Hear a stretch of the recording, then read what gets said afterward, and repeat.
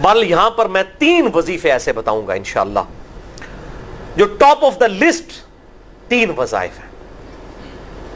مصیبت اور پریشانی میں تکلیف دور کرنے کے لیے، سنت وظائف آپ صلی اللہ علیہ وسلم کی طرف سے تعلیم فرمائے ہوئے۔ پہلا وظیفہ ہے یہ لا الہ الا انت سبحانک انی کنت من الظالمین کا۔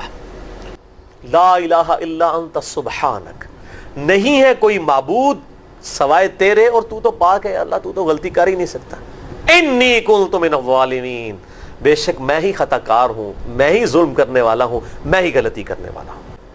جامعہ ترمذی میں انٹرنیشنل نمبر کے مطابق 3505، مشکات میں 2292 نمبر یہ حدیث ہے، اور قرآن حکیم میں تو ہم پڑھ چکے ہیں سورۃ الانبیاء آیت نمبر 87 اور 88 میں آپ صلی اللہ علیہ وسلم نے ارشاد فرمایا کہ یونس علیہ السلام نے مچھلی کے پیٹ میں اپنے رب کو ان الفاظ کے ساتھ پکارا تھا، لا الہ الا انت سبحانک انی کنت من الظالمین۔ اور پھر آپ صلی اللہ علیہ وسلم نے فرمایا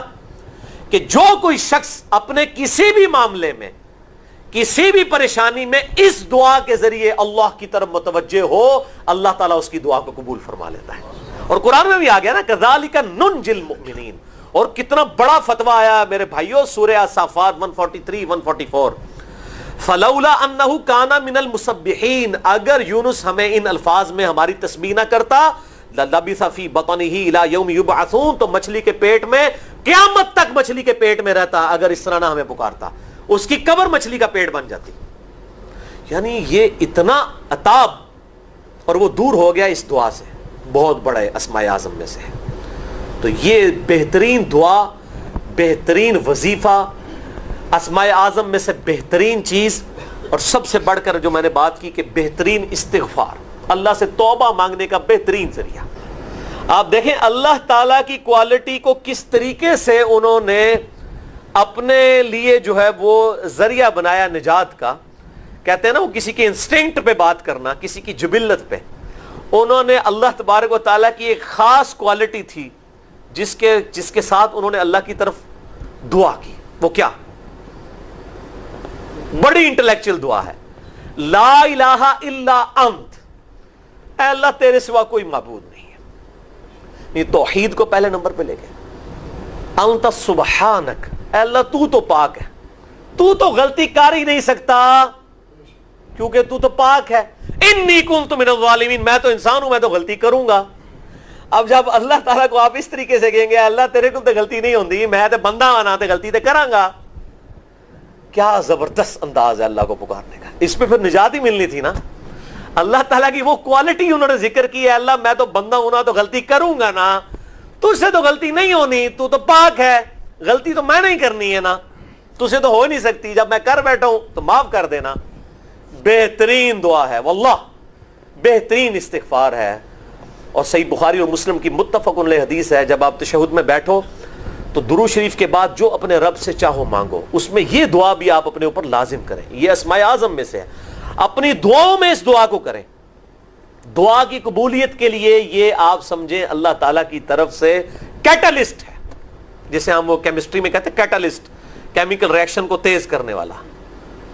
یہ کیٹالسٹ ہے۔ لا الہ الا انت سبحانک انی کنت من الظالمین۔ دوسرا وظیفہ وہ بھی جامعہ ترمذی میں انٹرنیشنل نمبر کے مطابق 3524 نمبر حدیث ہے، لیکن ترمذی کا طریق جو ہے وہ ضعیف ہے۔ یہ میں پہلے بتا دوں، امام ترمذی نے ساتھ لکھا ہے یہ روایت کمزور ہے، لیکن ضروری نہیں ہوتی کہ روایت اگر ترمذی میں کمزور ہے تو کہیں اور وہ روایت صحیح نہیں موجود ہے۔ اس کی صحیح سند المستدرک للحاکم میں انٹرنیشنل نمبر کے مطابق 1862 نمبر موجود ہے،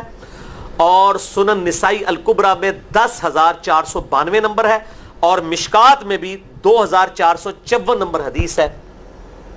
انٹرنیشنل نمبر کے مطابق۔ تو صحیح سند المستدرک للحاکم اور سنن نسائی الکبریٰ کے اندر موجود ہے، اور وہ وظیفہ ہے انس ابن مالک کہتے ہیں اور سعد ابن ابی وقاص کہتے ہیں رضی اللہ تعالی عنہما وعلیہم السلام کہ آپ صلی اللہ علیہ وسلم کو جب کبھی کوئی تکلیف یا پریشانی پہنچتی تو آپ صلی اللہ علیہ وآلہ وسلم ہمیشہ ان الفاظ میں اپنے رب کو پکارا کرتے ہیں۔ یا حی یا قیوم برحمتک استغیث، اے خود سے زندہ ہر چیز کو تھامنے والے، میں تیری رحمت کے ساتھ تیری مدد کا سوال کرتا ہوں۔ استغیث بولیں گے نا الف کے ساتھ، حمزہ کے ساتھ، تو یہ سنگولر کا صیغہ ہوگا، اور اگر ہم بولیں گے نستغیث نون کے ساتھ تو یہ جمع کا صیغہ بن جائے گا۔ کتنی بہترین دعا ہے، اے خود سے زندہ ہر چیز کو تھامنے والے، میں تیری رحمت کے ساتھ تیری مدد کا سوال کرتا ہوں۔ تو یہ بھی اسماء اعظم میں سے ہے۔ بہرحال یہ دوسرا وظیفہ ہو گیا۔ اب تیسرا وظیفہ جو ہے کمال وظیفہ، صحیح بخاری میں موجود ہے، انٹرنیشنل نمبر کے مطابق 4563 نمبر۔ ابن عباس رضی اللہ تعالی عنہما کہتے ہیں وعلیہم السلام، وہ کہتے ہیں کہ سیدنا ابراہیم علیہ السلام کو جب آگ میں پھینک رہے تھے نا، تو ابراہیم علیہ السلام نے اس وقت کہا تھا حسبنا اللہ ونعم الوکیل، ہم نے اللہ ہی پر بھروسہ کیا اور وہی بہتر کارساز ہے۔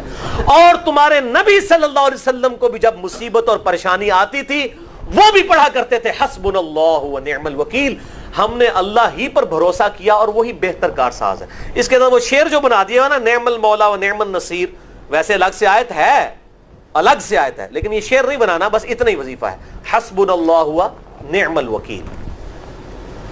اور یہ جو انہوں نے کہا کہ نبی صلی اللہ علیہ وسلم بھی یہ کہتے تھے، اس کا ذکر الحمدللہ قرآن میں بھی موجود ہے، اس سے بھی بڑھ کر سورہ آل عمران کی 173 نمبر آیت میں ہے کہ جب نبی صلی اللہ علیہ وسلم اور اہل ایمان کو یہ خبر پہنچی کہ کافر ان کے خلاف سازشیں کر رہے ہیں، تو نبی اور اہل ایمان نے پکارا حسبنا اللہ و نعم الوکیل۔ تو حسبنا اللہ و نعم الوکیل قرآن کی آیت بھی ہے، اور یہ ہے وہ آیت، وظیفہ قرآن میں آیا ہوا ہے، یہ آل عمران 173 اور صحیح بخاری 4563۔ اور مجھے بڑا وجد آیا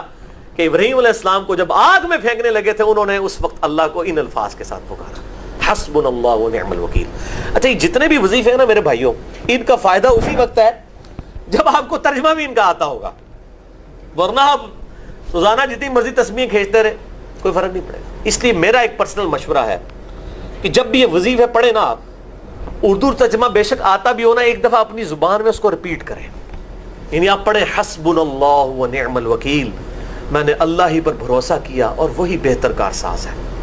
آپ دیکھیں یہ صوت القرآن چینل میں جب وہ عربی چل رہی ہوتی ہے، جیسے ہی وہ مراج الدین خان کا ترجمہ شروع ہوتا ہے نا، کیسے کب کبھی طاری ہو جاتی ہے، کیونکہ ہماری زبان میں بات ہو رہی ہوتی ہے نا، عربی ایویں تو نہیں قیام اللیل میں رو رہے ہوتے، ان کی زبان میں بات ہو رہی ہوتی ہے، اپنی زبان کا اثر ہوتا ہے۔